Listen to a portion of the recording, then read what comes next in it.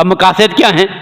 ایک تو ہم ان کی عظمت سے واقف ہوں، یہ ہمارے اکابر ہیں، یہ ہمارے پیشوا ہیں، یہ ہمارے مقتدا ہیں، ان کی زندگیوں سے ہم آگاہ ہوں، ان کی سیرت کیا ہے، ان کا کردار کیا تھا، ان کی عظمت کیا ہے، ان کی پہچان ہو۔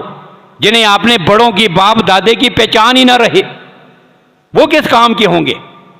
اس لیے بحیثیت مسلمان قوم ہمیں اپنے اسلاف اور اکابر کی پہچان ہو، ایک وجہ یہ ہے۔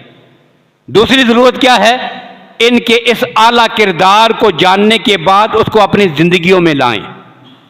اور تیسری بات کہ ہمیں یہ بات سمجھ میں آ جائے کہ ہماری دنیاوی اور آخرت کی جو زندگی ہے، ہماری معیشت، ہماری معاشرت، ہمارا نظام حکومت، ہماری فلاح اور کامیابی وہ کسی اور نظام میں نہیں، وہ انہی شخصیات کے نقش قدم اور ان کے پیچھے چلنے میں ہے۔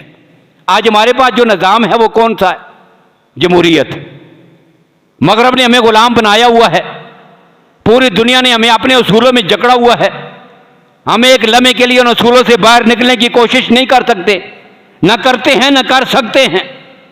بس وہ ایک نظام ہے، اور اس نظام کو ایک سے لے کر دوسرے کے گلے میں پٹا ڈالنے کے لیے درمیان میں ایک اور ٹانکا لگاتے ہیں جس کو مارشل لا کہتے ہیں۔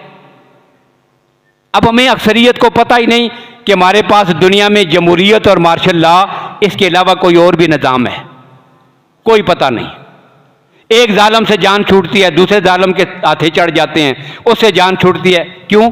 پیچھے وہ ایک ہی نظام ہے جس کو جمہوریت کہتے ہیں۔ اب جمہوریت کی بقا کی جنگ لڑ رہے ہیں، وہی کافرانہ اور ظالمانہ نظام۔